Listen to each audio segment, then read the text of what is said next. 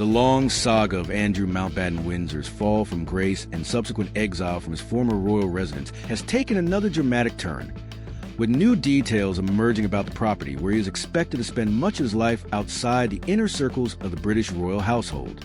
In a story that underscores a strange mix of punishment, privilege, and public spectacle surrounding the disgraced former prince, insiders have revealed that his next home, though modest by royal standards, might still be too comfortable to be considered true exile.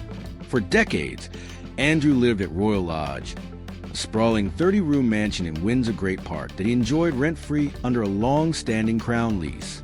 That arrangement ended in late 2025 when his older brother, King Charles III, stripped him of all his royal titles and ordered him to surrender the property, part of a series of unprecedented steps in response to the enduring fallout from his association with Jeffrey Epstein and related controversies. The decision sent shockwaves through the UK and around the world, marking one of the most significant downfalls in recent royal history.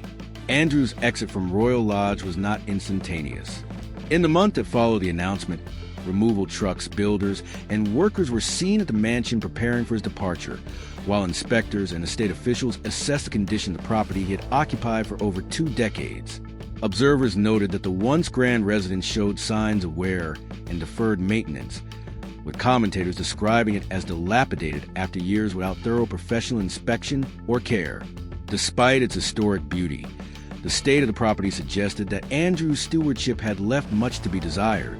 With Royal Lodge relinquished, attention quickly turned to where Andrew would live next, a property known as Marsh Farm, located on the expansive Sandringham estate in Norfolk, was identified as the likely destination. The farm, a smaller and more rustic property than Royal Lodge, sits several miles from the main house and is currently undergoing renovations to make it suitable for habitation. Workers have been seen fitting windows, installing utilities, and preparing the grounds for the incoming resident, all under conditions of heightened privacy and security. Insiders and royal watchers have offered mixed reactions to the idea of Marsh Farm serving as Andrew's new base. On one hand, it represents a significant downgrade from the 30-room luxury he enjoyed for years. The expected move from a sprawling historic mansion to a modest rural homestead has been portrayed in some media narratives as a symbolic fall from privilege, a form of exile that removes him from the public eye and the heart of royal life. For many, the image of the disgraced former royal adapting to rural living after years of comfort has a certain poetic justice. Yet not everyone sees it that way. Some close to the situation, including palace insiders, have suggested that Marsh Farm might still be more comfortable and accommodating than many initially assumed.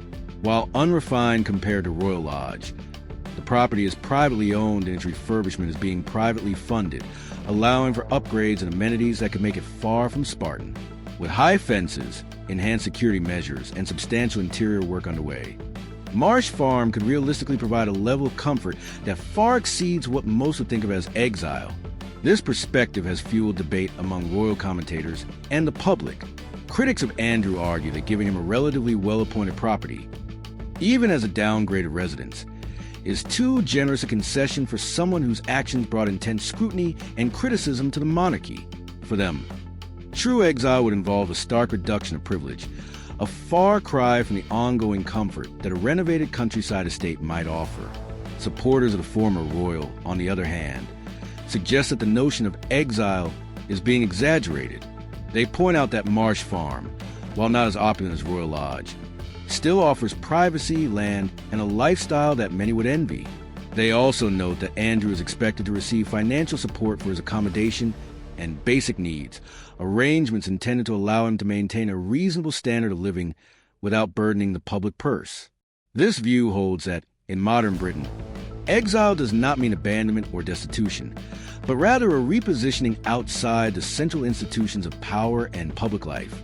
Amid these conflicting interpretations, the mood within Andrew's circle is said to be one of resignation mixed with frustration. Sources close to him describe how he has begun to come to terms with leaving Royal Lodge, even making a secret trip to the new property to have curtains measured and to see the space in person. Friends say he is determined to make the best of this new chapter, even if he feels it falls short of the life he once enjoyed. At the same time, there are reports that Andrew does not see Marsh Farm as a permanent endpoint. Some pundits believe he may spend significant periods abroad, potentially in locations where his past associations and notoriety attract less scrutiny. Suggestions have included properties in warmer climates, where privacy and distance from UK media could afford him a more peaceful existence. Whether this proves accurate remains to be seen, but illustrates the uncertainty that still surrounds his post-royal life. The ongoing saga around Andrew's new home also highlights the broader tensions within the royal family and the monarchy's efforts to balance accountability with loyalty. King Charles's decision to strip his brother of titles and residence was widely seen as a move to protect the institution's reputation, a dramatic step that underscored the seriousness of the situation, yet providing Andrew with a new home, even one less splendid than he once enjoyed, suggests an attempt to manage the fallout in a way that avoids complete ostracism. Public reaction to these developments has been equally divided. Some members of the British public believe Andrew should face far harsher consequences, arguing that his actions warranted not just loss of title, but also a stripping away of all comforts associated with his former status. Others argue that his lifelong privilege and service in the military should afford him dignity in retirement, even if he no longer holds formal royal roles. Amid all this, the timeline for the move remains somewhat unclear. While Marsh Farm is being prepared and security is being strengthened, Andrew has not yet officially completed the transition.